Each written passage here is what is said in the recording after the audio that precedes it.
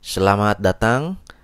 Kali ini saya akan membacakan buku berjudul Buku Aktingnya Didi Petet karya Amato Assegaf, dan ini adalah bagian kedua. Mari kita mulai. Menurut saya, almarhum Mas Didi Petet adalah guru yang tidak pernah menggurui. Saya bersyukur sempat bermain dan belajar dari beliau. Banyak ilmu yang saya dapat dari beliau. Almarhum juga adalah aktor idola saya semasa kecil, dan beliau yang membuat saya ingin menjadi seorang aktor. Chico Jericho. Dalam akting, ketika kamu sedang berperan, relaksasi cukup dilakukan dengan menertibkan napasmu. Itu pun kamu lakukan dengan sadar hanya saat kamu merasa panik atau mengalami persoalan dengan perangkat aktingmu. Tertibkan napasmu saat kamu, misalnya, kesulitan menyesuaikan emosimu dengan situasi yang menuntut itu. Apakah itu tidak akan membuatmu keluar dari peranmu? Tidak. Itu adalah hal paling wajar yang dilakukan orang, kapan saja dan di mana saja, setidaknya dalam sejarah Homo sapiens. Kamu sendiri sering melakukan itu, hanya saja kamu tidak menyadarinya. Dan itu menjadi bagian yang wajar dari realitas keberadaanmu sebagai seseorang. Entah saat kamu menjadi murid sekolah dasar yang akan menghadap kepala sekolah, maupun saat kamu menjadi kepala sekolah yang harus menghadap kepala dinas pendidikan. Kamu biasa mengatur napasmu saat merasa tegang. Dalam akting, kamu memang menyadarinya. Tapi dengan latihan yang terus-menerus, pembiasaan yang berlanjut, kamu akan menjadikan relaksasi semacam itu sebagai kebiasaan, menjadi otomatis. Aktivitas itu akan berlangsung secara wajar dan, percayalah, akan menjadi sesuai dengan peran apapun yang kamu lakoni. Entah saat kamu berperan sebagai estragon atau saat kamu melakoni kabayan. Bernapaslah dengan tertib ketika ingin kembali rileks setelah muncul sedikit ketegangan. Fokus atau mampus. Di atas panggung atau di depan kamera, cara terbaik untuk membunuh peranmu adalah dengan membunuh konsentrasimu. Membuyarkan fokus perhatianmu dari peran dan dunia peranmu. Tatap mata lawan mainmu dan sadarilah bahwa dia adalah duda tanpa anak, putra sulung produser film yang sedang kamu lakoni, dan dia pernah memuji kecantikanmu. Pikirkan bagaimana caranya agar dia mengajak kamu makan malam setelah syuting ini, dan kamu akan mendengar sutradara berteriak "cut" karena kamu lupa dialog.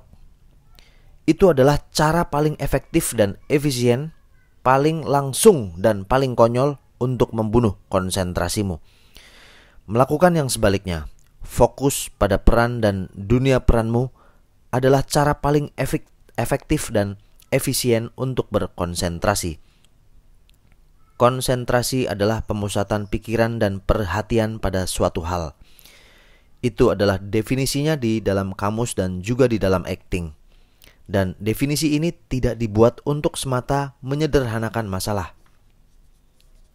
Apapun dan bagaimanapun, berkonsentrasi, berfokus, memusatkan perhatian selalu berarti mengarah pada sesuatu. Terarah pada banyak hal bukanlah konsentrasi. Tapi bukankah ada banyak hal yang harus kita lakukan dalam suatu laku akting pada suatu adegan? Benar.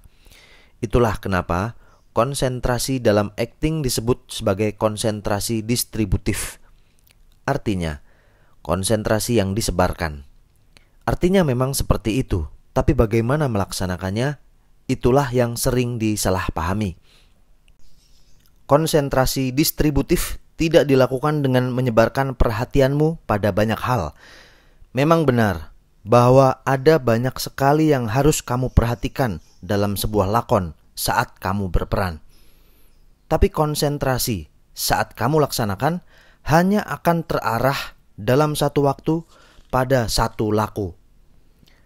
Dalam saran yang menarik dikatakan, arahkan perhatianmu pada apa yang harus dilakukan peranmu, lalu biarkan semuanya terjadi dalam arah perhatianmu. Contoh yang paling sering digunakan untuk menunjukkan cara kerja konsentrasi distributif ini adalah saat kamu menjadi sopir. Mobil yang kamu bawa bisa tiba di tempat tujuannya tanpa kurang suatu apa karena kamu berkonsentrasi. Tapi saat itu kamu dan semua orang lain tahu benar bahwa kamu tidak hanya memusatkan perhatianmu pada jalan, atau pada kemudi mobil, atau pada pedal rem dan gas, atau pada persneling. Lalu kemana konsentrasimu tertuju? Konsentrasimu tertuju pada satu hal, mengendarai mobil. Apa yang harus kamu lakukan pada suatu adegan dalam suatu momen di panggung atau di depan kamera adalah fokus dari konsentrasimu. Bahasakan satu adegan secara umum tapi konkret sebagai tindakan dan jelas dalam maknanya. Misalnya, mengendarai mobil.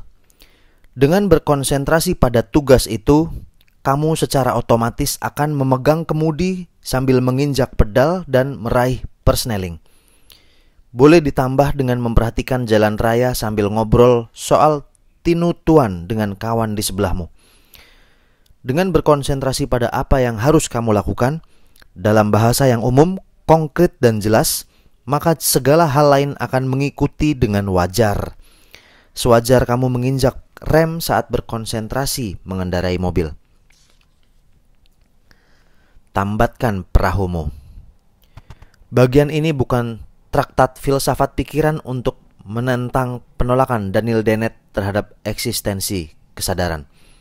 Setiap pelaku akting menyadari pentingnya kesadaran sebagai cara terbaik dan termudah untuk mengendalikan diri dalam akting.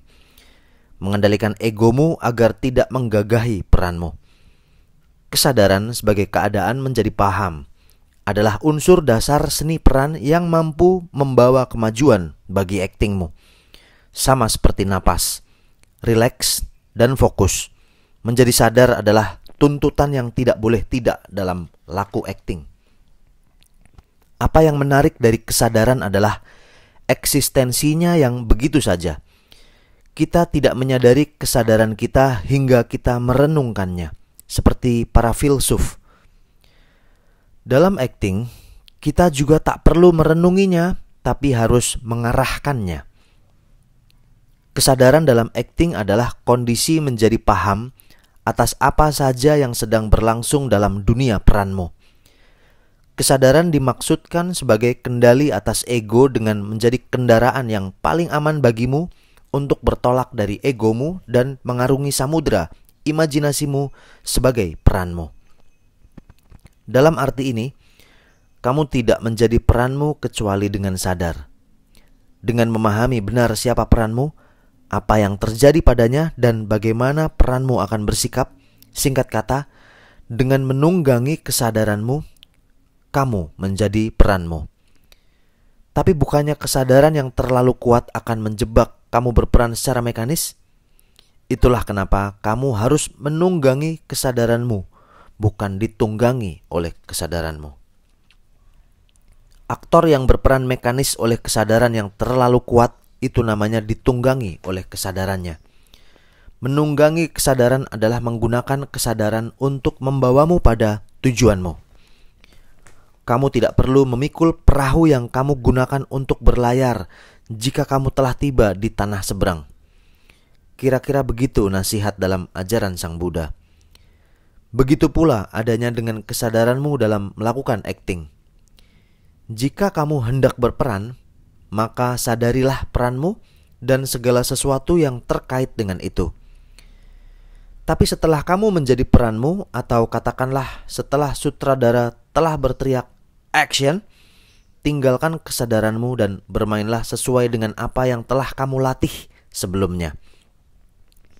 Meninggalkan kesadaranmu setelah menjadi peranmu adalah meninggalkan pemahamanmu atas peranmu dan memasuki dunia laku. Melakoni peranmu dengan ribuan pengetahuan di dalam kepalamu. Itulah yang membuat kamu berperan secara mekanis. Percaya pada latihanmu, pada dirimu dan hubungannya dengan peranmu, pada dunia imajinasimu dan keindahannya. Lalu lakukan aktingmu. Sekali lagi, akting adalah apa yang kamu lakukan, bukan apa yang kamu pahami. Kutipan dari Jeffrey Nicole, aku dapat banyak pelajaran soal akting dari kata-kata Mas Didi. Soal kita memberikan rasa dan soal kita nggak boleh egois dalam berakting. Karena seperti kata Mas Didi, aktor yang hebat adalah aktor yang bisa membuat teman aktornya main bagus. Lalu di mana kesadaranmu saat kamu telah meninggalkannya? Jika kamu harus selalu tersadar, ini adalah permainan yang menarik dari apa yang disebut menyadari sebagai peranmu. Bayangkan kamu adalah sesuatu yang menghadapi dua bentuk kesadaran dari dua bentuk ego. Kesadaran dari ego peranmu dan kesadaran dari ego pribadimu. Yang kamu tinggalkan ketika berperan adalah kesadaran dari ego pribadimu. Untuk memasuki kesadaran dari ego peranmu. Ini adalah penjelasan yang muskil secara logis, tapi mungkin secara imajinatif. Karena itu kita mesti kembali pada contoh Sang Buddha. Katakanlah yang kamu tambatkan setibamu di tanah seberang adalah perahu dan kamu kini melanjutkan perjalananmu dengan mengendarai pedati. Perahu yang kamu tambatkan adalah ibarat bagi kesadaran dari ego pribadimu dan pedati yang kamu tumpangi adalah ibarat bagi kesadaran dari ego peranmu. Tentu saja ia selalu adalah kesadaran yang sama, yakni kesadaranmu. Tapi ia telah berganti rupa dari kesadaran egomu menjadi kesadaran peranmu. Apakah keterangan ini terlalu membingungkan? Atau terbayang olehmu bahwa itu terlalu sulit untuk kamu lakukan? Tidak dan tidak. Tidak untuk pertanyaan pertama. Yang perlu kamu lakukan untuk paham adalah bahwa selalu ada kamu dan egomu dan ada peranmu. Tidak untuk yang kedua, karena jika kamu mampu meninggalkan egomu demi mendapatkan maaf dari pacarmu, maka jelas kamu adalah kamu dan egomu ternyata adalah sesuatu yang lain. Artinya, kamu ternyata bisa meninggalkan egomu.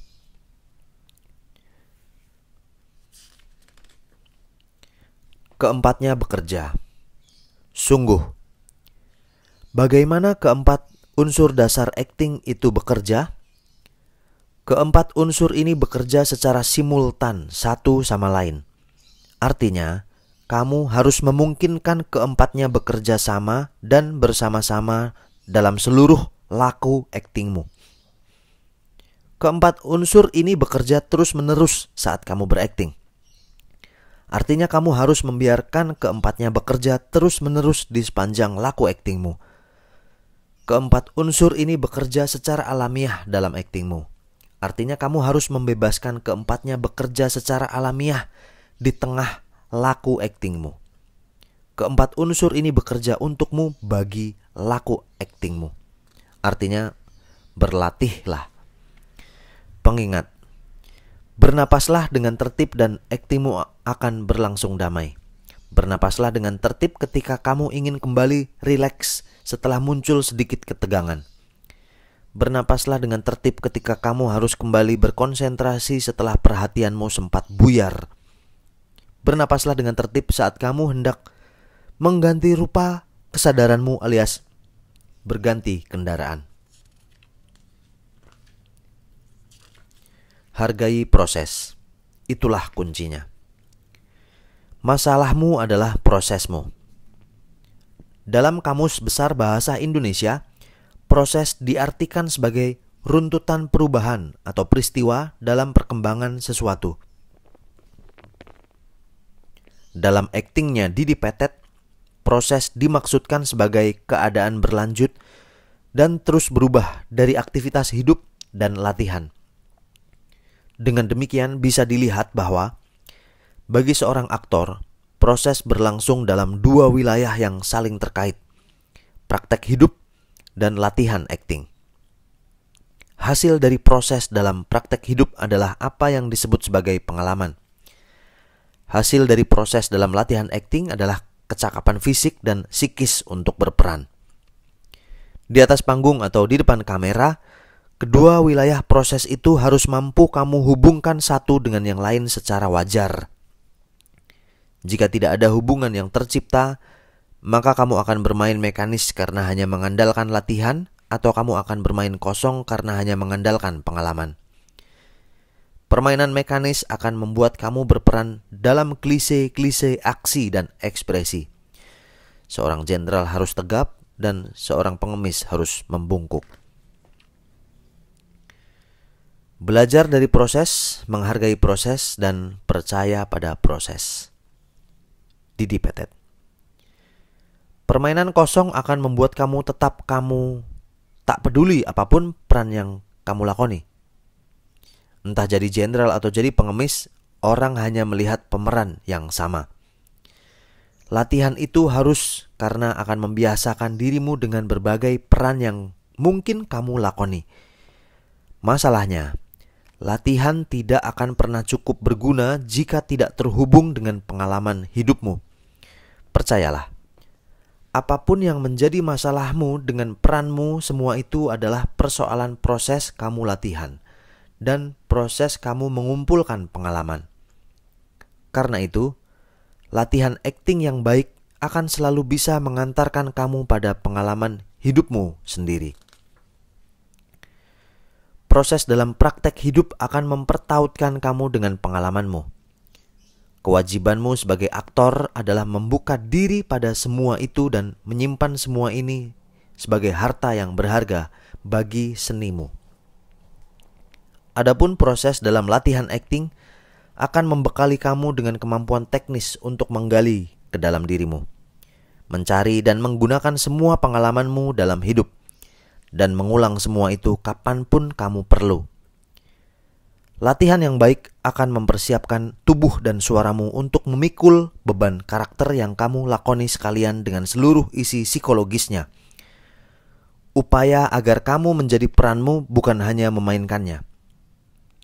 Maka, ketika kamu bermasalah dengan peranmu, kamu sesungguhnya tengah bermasalah dengan prosesmu. Sudah cukupkah kamu berproses? Sudahkah kamu menghargai proses?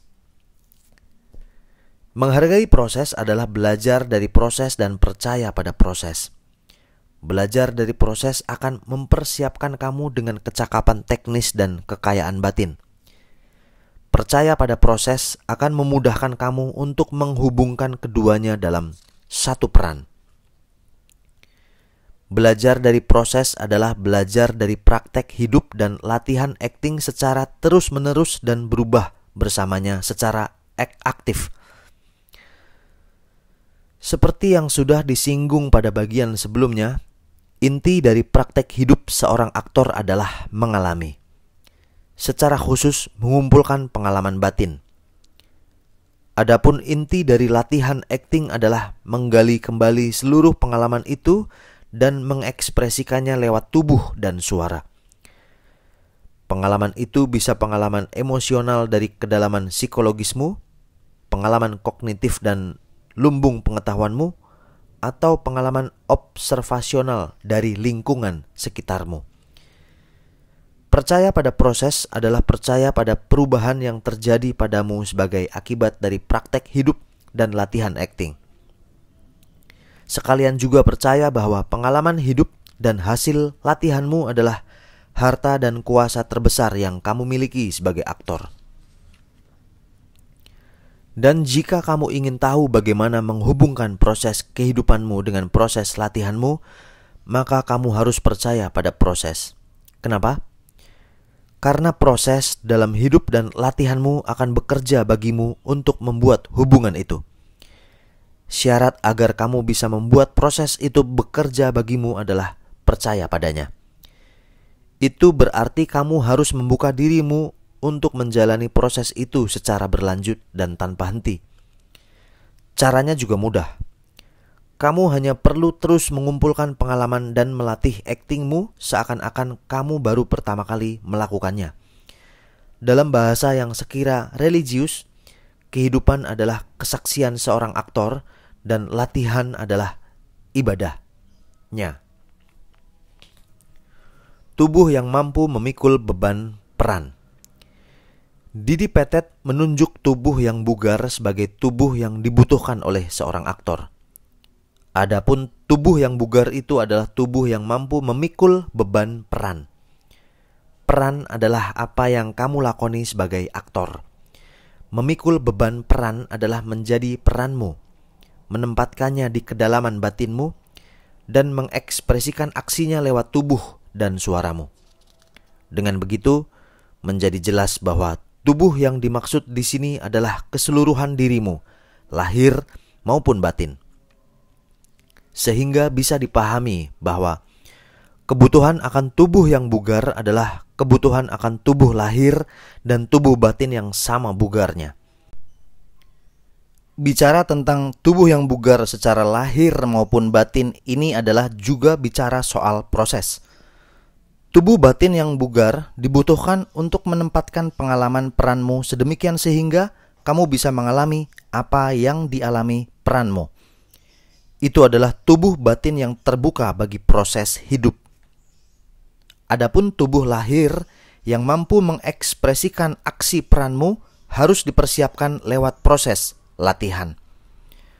Karena sementara kamu boleh membohongi orang soal apa yang kamu rasakan dalam perbandingannya dengan apa yang dirasakan peranmu, kamu tidak bisa membohongi orang soal apa yang harus kamu ekspresikan sebagai apa yang merupakan ekspresi peranmu. Persoalannya, acting sama sekali bukan berbohong, tidak pula berpura-pura. Tidak ada orang yang suka melihatmu berpura-pura melakoni peranmu kecuali mereka sedang kejar tayang. Dan menjadi lebih baik dari aktor kejar tayang bukan sesuatu yang buruk untuk kamu upayakan. Sekalipun kamu hanya akan menjadi aktor dalam program kejar tayang. Karena urusan kejar tayang bukan urusanmu sebagai aktor. Sebagai aktor, urusanmu adalah berperan, yakni melakukan acting dengan sungguh-sungguh. Jadi sekali lagi, jangan pernah menganggap enteng latihan acting. Sebagaimana kamu tidak boleh menganggap enteng pentingnya membuka dirimu bagi berbagai pengalaman dalam hidupmu. Keduanya adalah proses yang harus kamu hargai demi kebugaran tubuhmu, lahir maupun batin. Lakukan aktingmu dengan rasamu. Lakoni seolah-olah agar kamu tidak berpura-pura.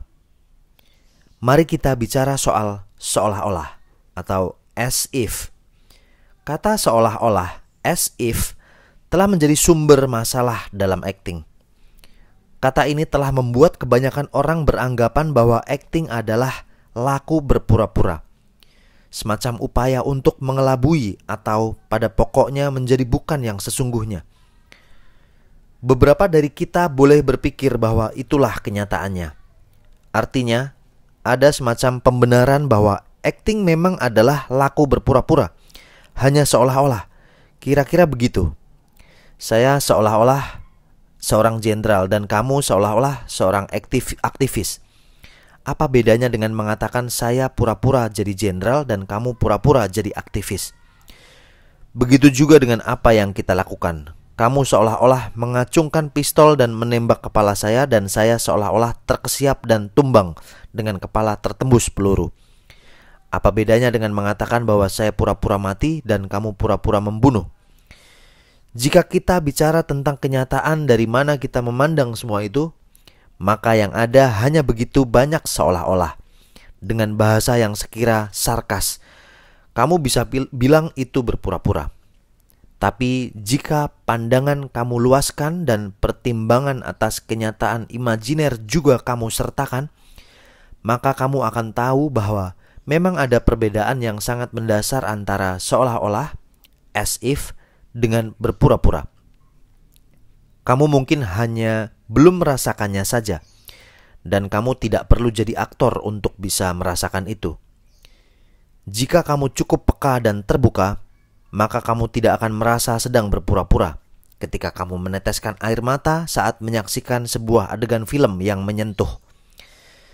Sebagai penonton yang menyaksikan sebuah dunia seolah-olah dalam gambar bergerak, kamu bisa terbawa perasaan, sedemikian sehingga tak bisa menahan tetes air matamu. Kamu mestinya pernah mengalami itu atau yang seperti itu. Ada setidaknya 2 proses umum dalam hal ini. Pertama, kamu masuk ke dalam dunia seolah-olah itu dalam arti kamu percaya dunia itu adalah dunia nyata dengan segala kebenarannya. Kedua, kamu terlibat di dalamnya sehingga bisa merasakannya dalam arti bisa mengekspresikan apa yang kamu rasakan dalam keterlibatanmu dengan kenyataan imajiner itu. Kata kuncinya, percaya, nyata, benar, terlibat, dan merasakan. Penjelasannya, jika kamu percaya bahwa itu nyata dan apa yang terjadi bisa dibenarkan terjadi, maka akan sangat mudah bagi kamu untuk melibatkan perasaanmu di dalamnya. Sampai di sini, masihkah seolah-olah sama dengan kepura-puraan? Kutipan dari Didi Petet. Terpikirkah bagaimana teganya kamu membiarkan penonton membeli karcis hanya untuk melihat kebohonganmu sebagai seorang aktor? Lalu kita bicara soal rasa. Jangankan bicara soal meneteskan air mata. Ketika kamu ikut merasakan ketegangan dalam sebuah film saja, kamu sesungguhnya telah menerima bahwa apa yang kamu saksikan adalah sebuah kenyataan seimajiner apapun ia. Dalam beberapa waktu, ketika kamu menonton, apa yang terjadi padamu adalah kehendak untuk menerima apa yang kamu saksikan sebagai kenyataan. Setidaknya sebagai kenyataan dalam kerangka film itu sendiri. Itu dari sudut pandang penonton, apresian. Sekarang mari kita bicara dari sudut pandang kamu sendiri, yakni sudut pandang seorang aktor. Dalam dunia kenyataan tunggal sebagai rasionalis, kaku berhati batu, saya bukan seorang jenderal dan kamu bukan seorang aktivis. Dalam dunia kenyataan tunggal itu, apa yang saya dan kamu lakukan adalah memainkan sebuah peran seperti kita memainkan boneka Batman di atas meja. Kamu memegang peranmu dan mengarahkannya kemana kamu suka atau kemana ceritamu mengarah. Menggerakkan tangannya, kakinya, dan seluruh tubuhnya. Menjerit marah, melompat dan memukul, dan seterusnya dan seterusnya. Tapi dalam dunia imajinasi kesenian, saya harus bersungguh-sungguh menjadi jenderal dan kamu harus bersungguh-sungguh menjadi aktivis. Dengan kata lain, saya memang jenderal dan kamu memang aktivis. Tidak lebih dan tidak kurang. Dalam kenyataan imajiner itu, dunia yang saya dan kamu hadapi adalah dunia yang sungguh-sungguh nyata. Dunia nyata di mana kita akan berhadapan dengan segala permasalahan dan berupaya mencari solusinya. Dan titik pijak dari mana dunia imajiner itu menjadi kenyataan adalah beberapa kata kunci tadi. Kepercayaan, kenyataan, kebenaran, keterlibatan, dan perasaan.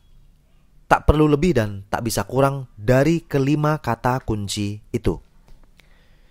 Semuanya karena rasa.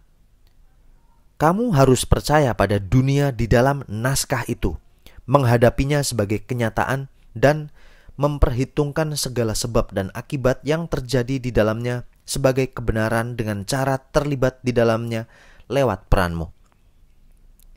Jika kepercayaan membawamu masuk ke dalam dunia itu, maka keterlibatanmu sebagai peranmu muncul sebagai dialektika antara kenyataan dan kebenaran dunia itu dengan perasaanmu. Dalam satu laku acting, keempat kata kunci itu jumbuh jadi satu lewat rasa. Kamu percaya karena rasa. Kepercayaan tidak akan cukup jika kamu tidak merasakannya. Kenyataan dunia imajiner itu akan sulit kamu rasakan jika kamu tidak percaya. Tapi kepercayaanmu akan kenyataan itu hanya bisa kamu buktikan dan jaga lewat rasa. Rasa adalah bukti sekaligus penjaga kepercayaanmu pada kenyataan di dunia peranmu. Misalnya, jika di dalam dunia imajiner itu kamu harus berhadapan dengan kenyataan bahwa kekasihmu mati, maka adalah rasa yang kamu miliki yang dapat memberi bentuk pada kenyataan itu untuk kamu percaya. Dukamu, katakanlah, adalah bentuk kepercayaanmu. Percaya pada kata dan lakumu sehingga penonton teryakinkan bahwa kamu telah melakoni peranmu dengan sungguh-sungguh. Didi Petet. Ringkasnya, secara berkebalikan, kamu hanya bisa percaya pada kenyataan bahwa kamu telah kehilangan kekasih jika kamu merasakan dukamu, dan begitu juga kamu hanya bisa merasakan dukamu jika kamu percaya pada kenyataan itu. Seperti itulah rasa bagi kepercayaanmu. Kamu nyata karena rasa. Kenyataan itu sendiri tidak akan cukup jika kamu tidak merasakannya. Bukan hanya merasakannya sebagai kenyataan, terkadang itu malah sulit untuk kamu lakukan. Beberapa aktor pernah mengeluhkan hal ini. Merasakan kenyataan dalam sebuah dunia imajiner bukanlah merasakannya sebagai kenyataan itu sendiri, tapi merasakan dampaknya bagi kamu di dalam peranmu. Kenyataan adalah sebuah konsep yang terlalu abstrak untuk kamu rasakan. Maka, yang bisa dan harus kamu lakukan adalah menghidupi kenyataan itu. Caranya sungguh bersahaja. Lakoni segala sesuatu yang kamu hadapi, hal-hal kecil dalam kenyataan dunia imajinermu, sebagai sebab dan akibat yang tak terputus-putus. Dan lakoni semua itu dengan aksi dan reaksi dari peranmu. Namun yang terpenting, lakukan aksi dan reaksi itu dengan perasaanmu. Jangan membiarkan ada satupun gerak atau diammu yang tidak terisi perasaan. Jangan membiarkan bahkan kedipan matamu kosong dari perasaanmu, yang adalah perasaan peranmu. Jangan pernah lengah dengan perasaanmu. Kamu benar karena rasa. Begitu juga kebenaran duniamu tidak akan cukup tanpa perasaanmu. Kebenaran dan kenyataan terkait erat. Dalam sebagian gagasan filsafat secara ontologis, yang nyata juga bermakna yang benar. Tapi setidaknya secara konseptual keduanya bisa dibedakan. Pun di dalam acting. Melakukan sesuatu dengan benar akan membuat aksi itu menjadi nyata. Jika kamu benar merasakan kemarahan, maka kemarahan itu memang nyata, setidaknya bagimu. Dan jika kamu benar dalam mengekspresikan kemarahanmu itu, maka kemarahan itu juga menjadi nyata. Kali ini bagimu dan bagi orang lain, seperti lawan main dan penontonmu. Dengan kata lain, aksi yang mengekspresikan perasaanmu adalah pembenaran bagi kenyataan duniamu. Dan pembenaran itu akan menjadi kebenaran bagimu dan bagi orang lain. Menjadi benar dalam acting adalah membenarkan imajinasimu. Adapun membenarkan imajinasimu adalah merasakannya dengan benar dan benar-benar merasakannya. Merasakannya dengan benar adalah persoalan mengalami rasa dalam ketepatannya. Benar-benar merasakannya adalah persoalan acting secara sungguh-sungguh. Kebenaran duniamu dan kenyataan yang dibentuk dari remah-remah kebenaran itu hanya akan tampak pada penontonmu lewat detail-detail aksi dan reaksimu sebagai pembenarannya. Dan peranmu juga terbentuk dari situ. Kutipan dari Didi Petet, jangan berangkat dari apa yang kamu bayangkan soal peranmu, tapi lakoni apa yang kamu rasakan dari peranmu. Ringkasnya, dunia nyata yang kamu hidupi lewat peranmu dibangun dengan kebenaran-kebenaran yang bertebaran dalam setiap peristiwa yang kamu hadapi, dan bagaimana kamu melakukan aksi dan reaksi sebagai pembenarannya. Kamu terlibat karena rasa. Jika kepercayaan, kenyataan, dan kebenaran tidak pernah cukup tanpa perasaan, maka begitu pula adanya dengan keterlibatan sebagai kata kunci bagi aktingmu. Keterlibatanmu dalam dunia imajiner itu tidak akan cukup tanpa perasaanmu. Bahkan bisa dibilang bahwa tidak ada keterlibatan dalam dunia imajiner naskah tanpa ada perasaan di dalamnya. Kamu hanya bisa terlibat dalam dunia yang dibangun oleh pengarang naskah dan dirancang panggungkan oleh sutradara lewat perasaanmu. Kenapa? Karena seluruh aksi dan reaksimu hanya bisa menjadi benar dan tampak nyata jika memuat perasaanmu. Lebih dari itu, perasaanmu sendiri adalah ukuran yang tepat bagi keterlibatanmu. Sejauh apa kamu merasakan kebenaran dari segala sebab dan akibat yang berlangsung di dunia imajiner itu dapat mengukur sejauh apa kamu telah terlibat dalam kenyataan dunia imajiner itu. Jika kamu belum benar-benar merasakannya, maka kamu belum benar-benar terlibat di dalamnya. Dan jika kamu belum benar-benar terlibat di dalamnya, bagaimana kamu akan melibatkan penonton di dalamnya?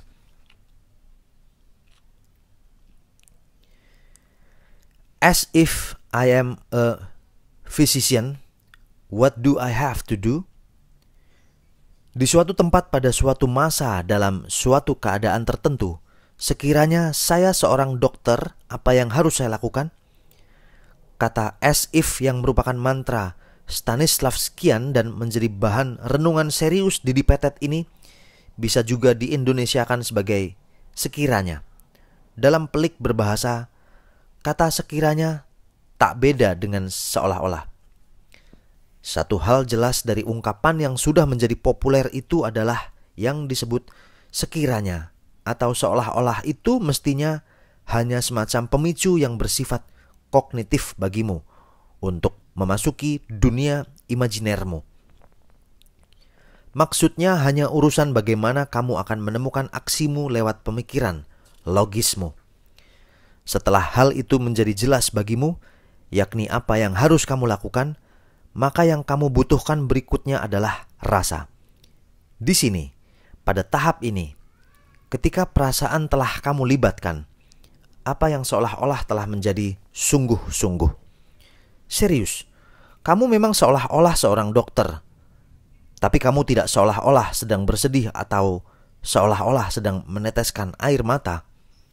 Kamu harus sungguh-sungguh merasakan sedih dan meneteskan air mata sebagai ekspresinya. Jadi, apapun yang kamu pahami soal seolah-olah, ia hanya pemantik bagi imajinasimu untuk memasuki dunia nyata dari peranmu. Selebihnya, apapun yang kamu lakukan, semuanya adalah apa yang dilakukan peranmu. Dan kebenaran peranmu hanya bisa kamu jaga lewat aksimu dengan kebenaran rasamu. Artinya, tanpa rasa yang bersungguh-sungguh, kamu tidak akan pernah bisa menemukan kebenaran peranmu. Bukannya menjadi peranmu, yang bisa kamu lakukan hanyalah memainkannya. Menjadi dalang dari wayang yang disebut peran. Aktor bukan dalang dan peran bukan wayang. Hubungan aktor dengan perannya bukan hubungan memainkan, tapi hubungan melakoni, menjalani, menjadi. Dan napas bagi kemenjadian itu adalah rasa. Sampai di sini, kita tahu bahwa soal rasa bukan lagi seolah-olah. Karena seolah-olah hanya dimaksudkan untuk memberimu sebuah dunia imajiner yang akan kamu hidupi sebagai peranmu.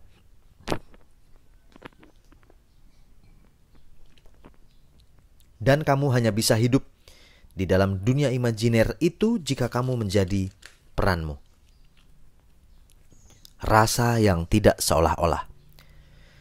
Sekali lagi, begitu kamu tahu dan sudah memutuskan mengenai apa yang harus kamu lakukan sebagai peranmu dalam adegan per adegan dari lakonmu, kamu harus melakukannya dengan bersungguh-sungguh.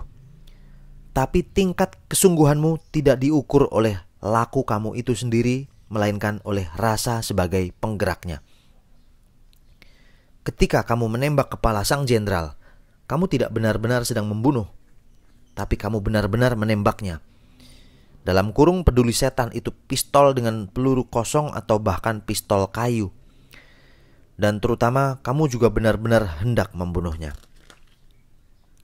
Dalam contoh itu, jelas terbaca bahwa laku membunuh kamu hanya seolah-olah, tapi cara kamu melakukannya bisa menjadi begitu nyata bagi penontonmu, bahkan oleh lawan mainmu. Karena kamu memang merasakan, katakanlah, kebencianmu pada sang jenderal ketika kamu menarik pelatuk. Dan kamu tidak harus benar-benar menembak kepalamu sendiri setelah itu. Tapi kamu harus benar-benar hendak bunuh diri dengan merasakan kemenanganmu setelah menyelesaikan tugasmu membunuh jenderal keparat itu. Yakinlah, bahkan matamu akan menggambarkan itu kepada penontonmu jika kamu bersungguh-sungguh merasakan aksimu.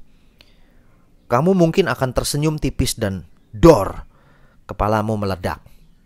Pistolmu tidak benar-benar meledak. Kepalamu bahkan tak terluka segores pun. Sutradara berteriak cut, dan kamu harus membersihkan noda merah seolah darah di kepalamu. Dan jika adeganmu berhasil, itu karena kamu berhasil melakukannya dengan perasaan yang bersungguh-sungguh. 3 makna rasa. Kata rasa dalam bahasa Indonesia memiliki banyak makna ketika dihubungkan dengan urusan akting yang sedang kita bicarakan. Kita telah membicarakannya dengan mengasumsikan hampir semua makna itu. Karena memang bisa dibilang apapun yang kamu pahami soal rasa itulah memang yang dimaksud. Tapi ada setidaknya 3 makna rasa yang memang dimaksudkan Didi Petet saat dia mengucapkan kata itu. Kita perlu mencatatnya bukan hanya untuk memperjelas makna, tapi juga untuk memahami prakteknya. Rasa dalam makna qualia. Persepsi yang kita miliki atas segala sesuatu yang kita alami secara indrawi. Rasa sakit pada gigi, rasa asam jeruk, bahkan rasa takjub melihat senja tembaga. Ini adalah berbagai jenis rasa yang terkait erat dengan kelima indramu. Tanpa dunia di sekelilingnya, peranmu tidak ada artinya. Qualia akan membantu kamu untuk berada dalam dunia peranmu lewat indramu. Dengan begitu, rasa indrawi ini juga akan membantu kamu untuk menghidupi peranmu dengan wajar dan sadar. Jika kamu termasuk aktor yang sering melatih ritual ingatan indrawi atau sense memory dari tradisi Stanislavskian, kamu tidak akan asing dengan qualia ini. Rasa indrawi memberimu ruang yang luas bagi penciptaan peran secara kreatif. Kernyit pada wajah oleh dingin di tanganmu adalah kemungkinan penciptaan peran yang begitu indah. Singkatnya, kamu bisa mengisi aktingmu dengan memanfaatkan qualia lewat ekspresi-ekspresi peranmu. Rasa dalam makna emosi. Ketika perasaan kita bereaksi terhadap segala hal yang memicunya, rasa marah, rasa senang, dan sejenisnya, yang penting dalam makna ini, kamu harus bisa membedakan antara emosi yang kamu miliki dengan ekspresi yang muncul akibat emosi tersebut. Kemampuan membedakan antara emosi dengan ekspresi akan menjaga kamu untuk memahami aktingmu sendiri. Sedih adalah emosi, menangis adalah ekspresi. Senang adalah emosi, tertawa adalah ekspresi. Emosi yang terlihat adalah emosi yang terekspresikan. Melatih emosi adalah melatihmu merasakan efek dari suatu peristiwa terhadap perasaan emosionalmu, dan ini penting, memungkinkan hal itu terekspresikan. Ekspresi emosional yang terbaik dalam akting adalah ekspresi emosional yang wajar. Ekspresi emosional yang wajar dalam akting adalah ekspresi emosional yang terekspresikan secara seperlunya. Sekali lagi, tidak lebih dan tidak kurang. Rasa dalam makna taste. Lebih tepatnya, cita rasa semacam selera atau bahkan bisa dimengerti sebagai kemampuan apresiatif kita terhadap suatu hal. Taste kamu sebagai aktor misalnya bisa menentukan pendekatanmu atas suatu peran. Ini mungkin adalah makna rasa yang paling abstrak, tapi yang paling akrab. Ia abstrak karena tak mudah ditunjuk bentuk dan kaitannya dengan keberadaanmu secara fisik. Tapi ia akrab karena kamu, seperti setiap manusia lainnya, terdefinisikan bagi orang lain berdasarkan hal itu. Umumnya, taste terbentuk tanpa bentuk yang nyata dari pendidikan dan pergaulan. Karenanya dalam banyak kasus, taste bisa berubah. Dan meski terlalu nisbi untuk menunjuk taste yang baik dari yang buruk, kita bisa menggunakan taste untuk kebutuhan acting. Demikianlah. Maka selanjutnya, kamu bisa menambahkan sendiri makna-makna rasa yang lain sejauh kamu bisa bertanggung jawab atas hal itu bagi laku aktingmu. Karena mungkin kita bisa berkata bahwa kita baru bisa menyebutkan makna suatu rasa, kita merasakannya. Bagi seorang aktor, yang penting memang bukan menamakannya, tapi merasakannya. Ambil contoh seorang kawan yang tidak dapat mengungkapkan perasaannya, tapi keseluruhan diri, tingkah, dan lakunya sepenuhnya berlimbur perasaan itu. Dalam satu pengertian, kamu lebih membutuhkan perasaan itu bagi aktingmu dibandingkan memberinya nama. Karena kamu lebih butuh untuk merasakannya dan tentu saja bisa mengekspresikannya dengan tubuh dan suaramu. Tapi memahami rasa secukupnya adalah hal lain dan itu penting. Kasihilah dirimu karena ia adalah musuhmu. Dirimu adalah musuhmu. Ada sebuah frasa yang diilhami oleh Alkitab. Kasihilah musuhmu. Dalam akting kita bisa menambahkannya, karena ia adalah dirimu. Ya, dalam akting, musuhmu yang paling utama adalah dirimu sendiri. Bukan dirimu apa adanya, tapi beberapa hal yang datang dari dirimu oleh beberapa sebab. 3 di antaranya adalah yang paling utama saat kita membicarakan akting.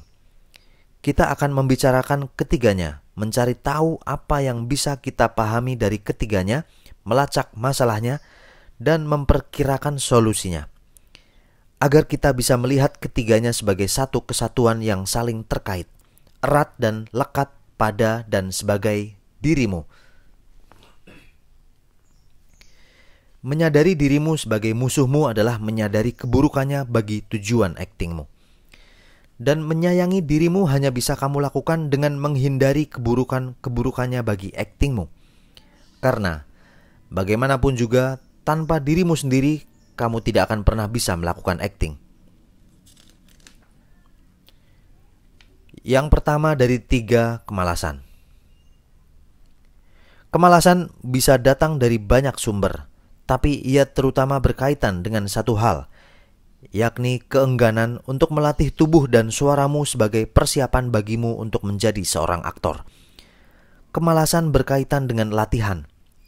Kamu boleh saja memiliki pengalaman yang kaya dengan simpanan batin yang berlimpah, tapi kamu tidak akan pernah bisa menggali dan mengekspresikan semua itu tanpa tubuh dan suara yang siap untuk itu. Sederhananya, kamu bisa saja merasakan kesedihan peranmu dengan sejujurnya, tapi itu tidak menjamin bahwa tubuh dan suaramu cukup siap untuk menariknya keluar dan menyajikannya bagi kebutuhan aktingmu. Berlatih akting adalah hal pertama, dan tentunya yang paling utama dalam mempersiapkan dirimu untuk menjadi seorang aktor.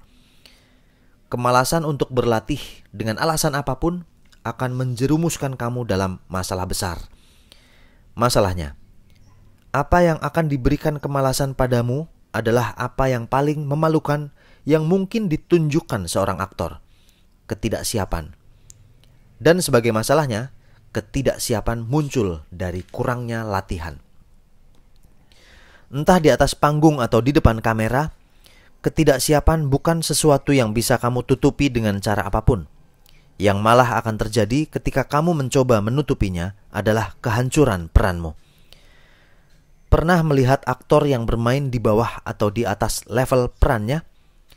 seperti berakting tanpa energi atau malah berapi-api tanpa juntrungan, itu adalah 2 di antara banyak contoh sederhana untuk menemukan aktor yang tidak siap. Dan kamu boleh percaya bahwa setidaknya 3/4 bagian dari ketidaksiapannya itu disumbang oleh kemalasannya berlatih. Kemalasan untuk berada dalam kerangka latihan.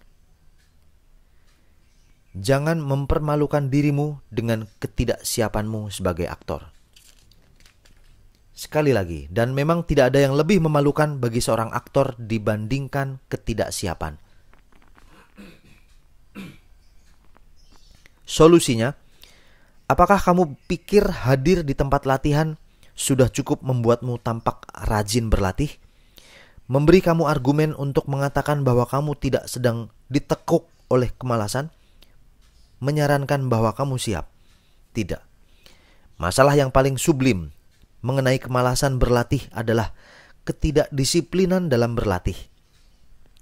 Kamu mungkin selalu hadir latihan, tapi kamu juga selalu datang terlambat. Itu adalah contoh sederhana dari kemalasan yang sublim. Kamu bisa menemukan sendiri banyak contoh sederhana dari ketidakdisiplinan dalam berlatih. Dan menemukan sendiri bahwa itu adalah manifestasi yang paling busuk dari kemalasan. Tapi kita mungkin harus bicara soal ketidakdisiplinan yang paling laten dalam diri hampir semua calon aktor. Kemalasan yang sangat halus yang paling siap mengerkah dirimu dengan ketidaksiapan. Contoh yang jauh lebih tidak sederhana hingga sering gagal dilihat sebagai kemalasan. Namanya adalah nafsu untuk mengambil jalan pintas dalam berlatih. Kamu mungkin rajin mengikuti latihan, tapi kamu benar-benar malas untuk mengikuti latihan dalam tahap demi tahap. Misalnya, kamu malas untuk menyelesaikan bagianmu, menguasainya dengan sungguh-sungguh, menjadikannya kebiasaan peranmu sebagai kebiasaanmu. Istilah teknisnya adalah melakukan pembiasaan. Akibatnya, kamu bukan saja tidak akan terbiasa dengan laku peranmu, tapi juga kehilangan kesempatan untuk menguji aktingmu. Dan yang terutama, melewatkan peluang bagi peranmu untuk menemukan keunikannya. Melewati tahap demi tahap dari latihan akting dengan sempurna adalah syarat bagimu untuk menjadi seorang aktor. Dan itu hanya bisa kamu lakukan jika kamu memiliki disiplin diri yang kuat dalam berlatih. Maka telah menjadi jelas bahwa solusi bagi kemalasanmu adalah kedisiplinan. Yang kedua dari 3 adalah keraguan. Dalam akting, keraguan dipahami sebagai penghalang bagi aktor dalam memanfaatkan seluruh kekayaan batinnya untuk perannya. Yang dihalanginya adalah kemampuan kamu untuk berekspresi lewat laku aktingmu. Dengan demikian, keraguan akan membuat aktingmu tampak miskin, ringan, dan biasanya menjemukkan.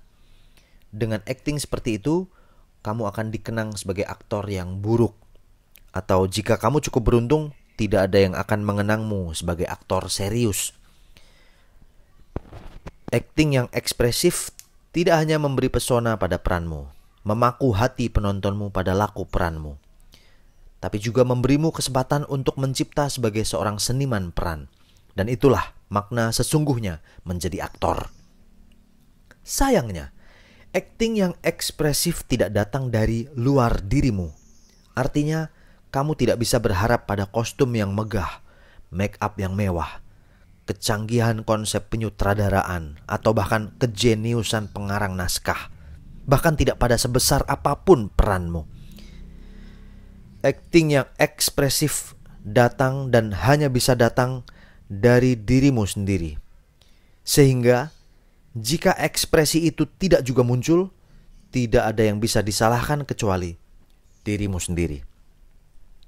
Tapi daripada menyalahkan dirimu, lebih baik bagimu untuk menyadari pemicunya, yaitu keraguan. Masalahnya, Ekspresi yang hilang dalam acting tidak boleh dipahami sekedar sebagai acting tanpa ekspresi. Tapi yang terutama adalah bentuk-bentuk ekspresi acting yang tidak selesai. Kamu ingat masalah acting yang tidak jelas? Kamu memang tertawa, tapi ada yang tidak lepas dari tawamu. Kamu memang berpindah tempat duduk dalam satu scene, tapi ada motivasi yang hilang dari pergerakanmu. Kamu telah melakukan segalanya yang dibutuhkan untuk melakoni peranmu. Tapi satu persatu, aksi ekspresifmu hanya tinggal menjadi pola gerak dan diam yang kehilangan greget dan karenanya juga tanpa makna. Kamu jadi zombie. Akar masalahnya adalah ketidakpastian dalam aktingmu yang terjadi oleh serangan virus keraguan dalam dirimu yang begitu kamu cintai itu. Ketidakpastian memutuskan 3 bentuk hubungan yang kamu butuhkan bagi aktingmu. Pertama, hubungan antara apa yang kamu tahu dengan apa yang kamu rasakan. Setelah menafsirkan peranmu pada garis besarnya, kamu harus memahaminya dalam bagian per bagian dari adeganmu. Singkatnya, kapan kamu harus begini dan kapan kamu harus begitu. Dalam satu adegan, katakanlah kamu dihina.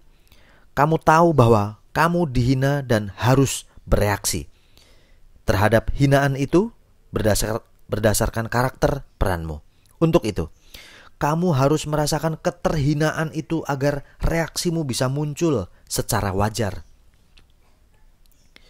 Ketidakpastian memutuskan hubungan antara pengetahuanmu bahwa dalam adegan tersebut kamu sedang dihina, dalam kurung, dan itu menuntut reaksimu, dengan keterhinaan yang mestinya kamu rasakan bagi munculnya reaksimu. Dan jika kamu bisa merasakan itu, dalam keraguan, rasa itu akan muncul secara tidak pasti. Kamu bingung dengan makna rasa yang tidak pasti itu. Pikirkanlah tentang rasa yang tidak kuat dan atau terputus-putus yang muncul dalam dirimu. Kedua, hubungan antara apa yang kamu rasakan dengan apa yang kamu ekspresikan. Andaikan bahwa kamu bisa menghubungkan antara pikiran dengan perasaanmu, menghubungkan pengetahuanmu bahwa di dalam adegan itu kamu sedang dihina dengan rasa terhina yang muncul di dalam dirimu, maka sejumput keraguan yang kamu bawa akan mendatangkan ketidakpastian yang pada gilirannya akan memutuskan hubungan antara rasa terhina di dalam batinmu dengan, katakanlah, kemarahan yang harus kamu ekspresikan sebagai reaksinya yang wajar. Dengan kata lain, jika kamu bisa merasakan apa yang kamu tahu dari adeganmu, maka ketidakpastian akan menghalangi kamu untuk mengekspresikan perasaanmu itu. Sampai di situ, aktingmu jelas akan mandek. Kemarahan yang secara logis mestinya muncul sebagai reaksimu atas hinaan lawan mainmu akan menguap entah kemana. Dan biasanya, jika kamu sudah kadung tahu bahwa dalam adegan itu setelah hinaan dilontarkan lawan mainmu, kamu harus marah, maka kamu akan marah dengan cara yang bisa membuat orang yang paling tidak mengerti akting sekalipun akan tersenyum mengejek. Kenapa? Karena sekali lagi, arus antara rasa terhina dengan kemarahan yang mestinya kamu ekspresikan dari perasaan itu telah terputus oleh ketidakpastian yang muncul bersebab keraguanmu. Kemarahanmu akan terasa dibuat-buat. Sampai di sini, masihkah kamu berpikir bahwa dirimu tidak bisa mengkhianatimu? Ketiga, hubungan antara apa yang kamu ekspresikan dengan apa yang kamu sadari dari ekspresi itu. Keterputusan yang ketiga ini mungkin terasa jauh lebih bersifat filosofis daripada praktis. Tapi acting memang sebuah pekerjaan yang pada dasarnya bersifat filosofis. Setidaknya sedikit lebih filosofis dari konsep dialektika Hegel. Tapi bagaimanapun, hubungan antara ekspresimu dengan kesadaranmu terhadap ekspresi itu adalah hubungan yang sangat praktis bagi kepentingan aktingmu. Ketika kamu berekspresi dalam aktingmu, kesadaranmu harus ada di situ untuk menakar kewajarannya. Katakanlah, kamu harus berperan sebagai anak alay yang ditinggal mati kucingmu. Kamu boleh saja menangis karena itu, tapi kesadaranmu akan mengendalikan tangismu pada batas yang cukup hingga tangisan ditinggal mati kucingmu tidak jadi sama dengan tangisan ditinggal mati ibumu. Sialnya, hubungan antara ekspresimu dalam akting dengan kesadaranmu atas ekspresi itu akan diputus secara kejam oleh ketidakpastian manakala keraguan menyelimuti batinmu saat melakoni peranmu, atau kamu akan trans oleh sebab ekspresimu, atau kamu kehilangan sasaran ekspresimu. Yakin dan percaya adalah lokomotif utama seni peran. Didi Petet. Apapun yang terjadi setelah keraguan mengurungmu dalam ketidakpastian, kamu tidak perlu heran jika ada cukup banyak orang yang menganggapmu sebagai aktor yang buruk. Dan pada saat itu, kamu boleh berpikir bahwa menjadi politisi yang buruk masih jauh lebih menghibur daripada menjadi aktor yang buruk.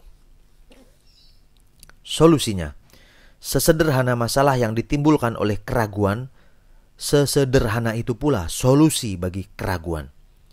Didi Petet telah menemukan solusi itu bahkan sebelum menghabiskan 10 tahun pertama karirnya sebagai aktor. Katanya, keyakinan atas latihanmu, atas pencarianmu, atas peranmu, atas laku peranmu, atas imajinasimu dan dunia imajiner yang dihidupi peranmu, atas perasaanmu, atas segala sesuatu yang dengannya kamu bisa meyakinkan penontonmu. Dan di atas segalanya, keyakinan atas dirimu sendiri sebagai seorang aktor. Peliknya, keyakinan adalah sesuatu yang indah dalam dakwah, tapi kabur dalam marwah. Sebuah konsep yang mudah diucapkan tapi sulit dipraktekkan. Padahal keluhmu akting adalah soal praktek. Jangan khawatir, tidak ada rumusan praktis bagimu untuk memiliki keyakinan. Tapi ada cara bagimu untuk membuka diri terhadap keyakinan. Sebelum cara itu kamu coba, pastikan lebih dulu bahwa kamu meyakini bukan hanya manfaat tapi juga keajaiban keyakinan bagi aktingmu. Setelah itu, lakukan latihanmu dalam tahap demi tahap. Wajibkan disiplin bagi dirimu. Tapi jalani disiplinmu dengan nyaman dan bersenang-senanglah di atas latihanmu. Dan lakukan semua itu dengan selalu mengerahkan segenap imajinasimu. Sebagaimana semua jenis seni yang lain, akting sepenuhnya tergantung pada imajinasi. Tapi sebagaimana semua jenis seni yang lain, imajinasi dalam akting mensyaratkan perlunya kecakapan teknis. Dalam bahasa Stanislavskian, bentuk latihan seperti ini disebut latihan psikofisik. Kamu melatih tubuh lahir demi capaian tubuh batin dan sebaliknya. Yang dituju adalah sinkronisasi antara tubuh lahir dan tubuh batinmu. Adapun imajinasi bisa menjadi semacam penghubung antara tubuh lahir dan tubuh batin. Katakanlah antara gerak tanganmu dengan rasa rindumu. Lebih jauh dari itu, jika kita bicara soal keyakinan, maka imajinasi adalah cara paling mudah bagimu untuk membuka dirimu terhadap keyakinanmu sendiri. Bagaimana itu terjadi? Setelah kamu berlatih dari hari ke hari dengan disiplin yang menguras waktumu, kamu tentunya ingin tahu apakah kamu telah cukup menguasai akting atau tidak. Sesungguhnya, tepat dari situlah datangnya keraguanmu. Apakah aku sudah tahu? Apakah aku sudah benar? Dan jika pertanyaan-pertanyaan seperti itu tidak menemukan jawaban yang pasti, kamu akan sepenuhnya terbuka pada keraguan. Kamu akan mulai meragukan dirimu, meragukan aktingmu, meragukan latihan-latihanmu. Dan ketika kamu pada akhirnya benar-benar mendapatkan peran, kamu akan selalu terbuka pada keraguan. Kebiasaan melatih teknik tubuh dengan terus mengaktifkan imajinasi bisa cukup efektif untuk mengukur capaian-capaianmu dalam latihan. Semakin mudah kamu melakukan sesuatu dalam kerangka imajinasi, maka itu berarti kamu telah semakin menguasai tubuhmu secara teknis, lahir maupun batin. Begitu juga sebaliknya. Semakin mudah kamu mengimajinasikan sesuatu pada saat, akan, sedang, dan setelah melakukan aktingmu, maka itu berarti kamu telah semakin mumpuni dalam aktingmu. Dan itulah seluruh cara bagimu untuk mengukur capaian dan kemajuan aktingmu.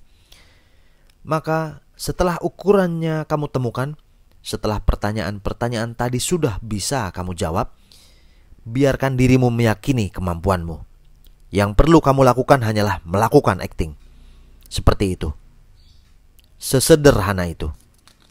Yakinlah. Yang ketiga dari 3, keakuan. Maka tibalah kita pada keburukan yang paling ngotot dan paling rumit dari musuh yang dibawa oleh diri kita sendiri, yaitu keakuan. Ada begitu banyak buku dan tulisan yang bisa kamu temukan sendiri untuk mendefinisikan konsep ini. Dalam akting, kita boleh memahami keakuan sebagai sikap mendahulukan diri di atas peran. Keengganan untuk menundukkan diri dan menyerahkannya pada peran. Lebih dari kemalasan dan keraguan. Keakuan adalah musuh terkasihmu. Dalam bahasa yang lebih dramatis, bisa kita katakan begini. Jika kemalasan adalah Kayafas yang menuntut Yesus disalib, dan keraguan adalah Pontius Pilatus yang berlepas tangan dari masalah itu, maka keakuan adalah salib itu sendiri. Kamu harus memikul keakuanmu sendiri via dolorosa, dan pada saatnya kamu akan mati terpaku pada keakuanmu. Yang harus kamu lakukan karena kamu bukan Yesus adalah menunda langkahmu untuk tiba di Golgota. Caranya, seperti juga dengan kedua sobat buruknya yang lain, kita akan mulai dengan berupaya menemukan apa masalah yang dimunculkan oleh keakuan bagi aktingmu.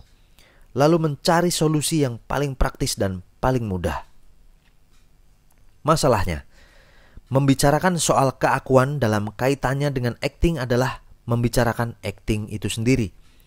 Maksudnya, akting sesungguhnya diciptakan oleh seorang aktor dalam hubungan yang unik antara keakuannya dengan keakuan perannya.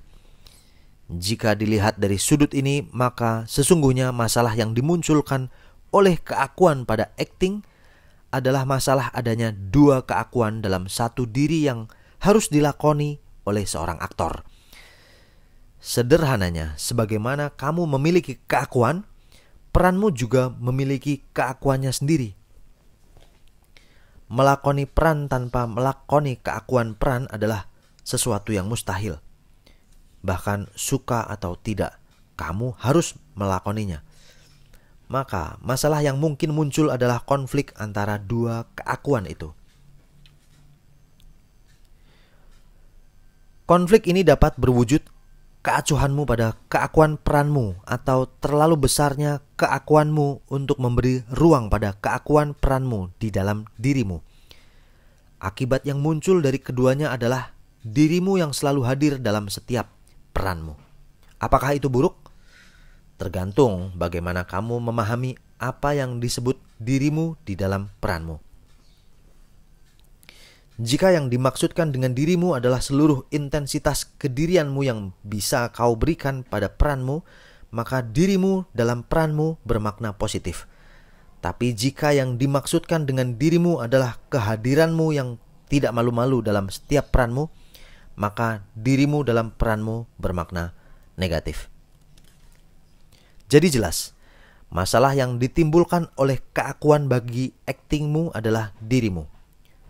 Solusinya, kita tidak punya cara untuk memusnahkan keakuan. Atau lebih tepatnya lagi, kita tidak perlu melakukan itu. Keakuan bisa kamu sebut ego adalah apa yang tumbuh bersama dirimu dan dalam sebagian besarnya adalah diri kamu sendiri. Maka memusnahkan keakuan bisa jadi sama dengan memusnahkan dirimu sendiri.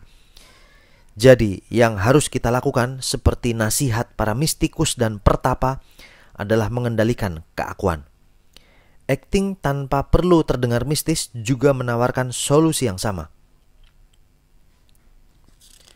Kata Mas Didi Petet, aktor yang baik adalah aktor yang memiliki kendali diri. Seperti apa aktor yang memiliki kendali diri? Didi Petet tentu tidak akan menunjuk dadanya untuk memberi contoh. Dia pernah memuji Tora Sudiro dalam arisan ketika membicarakan soal ini.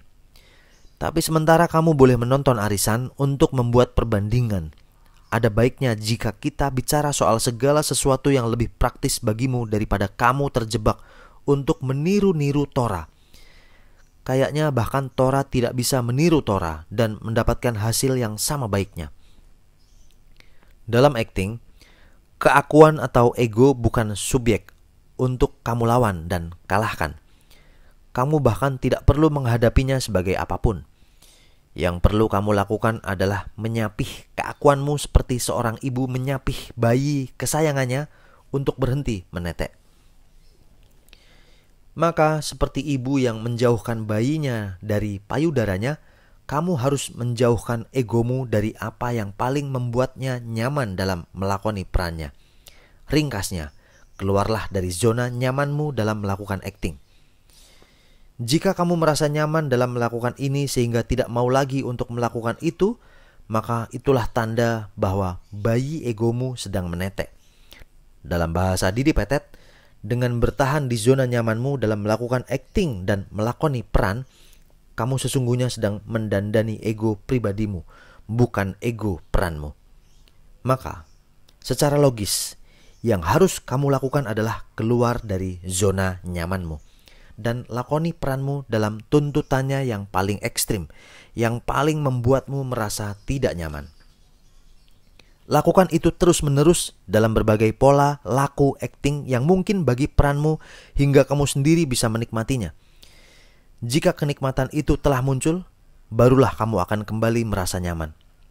Dan percayalah, bahwa pada momen demi momen di mana kamu telah merasa nyaman dengan laku peranmu itu, kamu sesungguhnya telah memenangkan ego peranmu di atas ego pribadimu. Artinya, keakuanmu telah terkendali bagi kepentingan peranmu. Dan itulah yang dimaksudkan Didi Petet ketika dengan seluruh pemahaman dan pengalamannya mengenai akting, dia berkata, jika saja aktor mampu mengendalikan egonya, maka dia akan sampai pada pemahaman bahwa akting itu indah karena bersahaja. Kasihilah musuhmu atau dirimu. Jadi, jika kamu memang punya musuh dalam langkahmu menjadi aktor, maka percayalah bahwa musuhmu adalah dirimu. Tapi sebagai musuh, selain akan memberitahukan padamu banyak kesalahanmu, dirimu juga akan menjadi musuh yang paling layak kamu sayangi. Maka seruan terakhir yang harus kamu renungkan adalah sayangilah dirimu karena ia adalah musuhmu. Dan seperti yang sudah disebutkan, menyayangi dirimu sebagai musuhmu adalah menghindari keburukan-keburukan dirimu. Berikut adalah ringkasan pengingat bagi keseluruhan keburukan itu.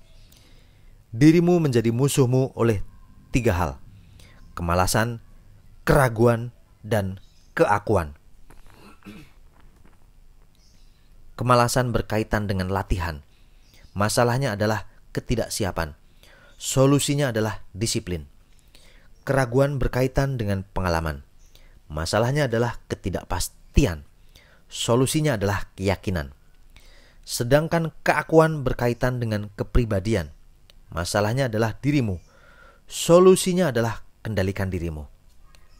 Lalu kenapa kamu masih membaca? Berlatihlah. Epilog dari Nano Riantiarno. Apakah teater koma dan dunia keaktoran Indonesia kehilangan Didi Petet? Ya, kami sangat kehilangan. Dia adalah aktor yang luar biasa, sangat hebat. Sulit sekali menggantikan perannya sebagai aktor yang luar biasa itu.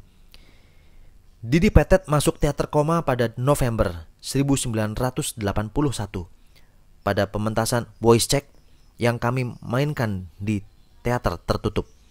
Pusat Kesenian Jakarta Taman Ismail Marzuki. Saya menjadi Wojciech dan Didi Petet menjadi kapten yang meneliti kondisi tubuh dan kejiwaan Wojciech. Teater Koma didirikan pada 1 Maret 1977. Dia masuk Teater Koma karena aktingnya akan dinilai oleh mentornya di Institut Kesenian Jakarta. Memang ada penilaian itu dan dia lulus. Sesudah itu dia adalah bagian dari Teater Koma. Didi Petet adalah aktor yang belajar dari proses dan percaya pada proses. Melatih diri adalah bagian yang paling penting. Dan itu selalu dia lakukan. Sebelum itu, Teater Koma punya beberapa aktor yang juga luar biasa. Ada Ratna Riantiarno, Rima Melati, Yayang Senur, Titi Qadarsi, Saiful Anwar, Otong Lennon. Dengan aktor-aktor itulah Didi Petet bermain. Sesudah itu muncul beberapa aktor lain seperti Sari Majid, Idris Pulungan, Salim Bungsu, Tarida Gloria, dan Dudung Hadi. Pada sebuah pementasan Teater Koma, The Comedy of Errors karya William Shakespeare, Didi Petet dilihat oleh produser film. Di lakon itu dia memerankan Banci. Kemudian dia diajak main film dan lebih sering main di layar kaca. Namanya jadi meroket. Tapi dia tetap tidak melupakan teater. Dia selalu berusaha agar kalau mungkin tetap bermain di atas panggung. Bagaimanapun kami merasa dia adalah orang panggung. Meski bermain film juga merupakan pekerjaan yang bagus dan tentu ada uangnya. Ada beberapa peran yang Didi Petet mainkan dan sulit kami lupakan. Pada Sampek Engtai, dia adalah bapak yang keras tapi lembut hati. Di akhir lakon, dia hanya mampu melihat Engtai menjadi kupu-kupu, bercampur dengan Sampek yang juga menjadi kupu-kupu. Pada opera Ikan Asin atau The Three Penny Opera Bertolt Brecht, dia adalah pemimpin para pengemis yang kuat dan berpengaruh tapi tetap berpolitik. Pada trilogi opera Kecoa, dia menjadi gubernur yang kuat tapi lemah. Melihat kemiskinan tapi tak mampu berbuat apa-apa. Hanya bisa melihat. Yang paling luar biasa adalah ketika dia bermain bersama Ratna Riantiarno dan menjadi jagoan dalam opera Primadona. Hal-hal kecil pada akting yang dia lakukan menjadi sangat luar biasa. Dia memang aktor yang imajinasinya sangat kuat. Pada gerakan tangan dan kakinya kita melihat sebuah metafora yang mendalam. Ada masa lalu yang dia lakoni. Pada suatu ketika dia pernah bilang, "Saya ingin sekali main teater lagi." Kemudian Didi Petet bermain Sampek Engtai di Yogyakarta 2004. Itulah permainan teater terakhir dia di Teater Koma. Beberapa aktor kami kemudian wafat. Satu demi satu memang sulit menggantikan mereka. Tapi Teater Koma harus berjalan dan kami tetap berproduksi. Didi Petet wafat ketika saya dan Ratna ada di Yerusalem.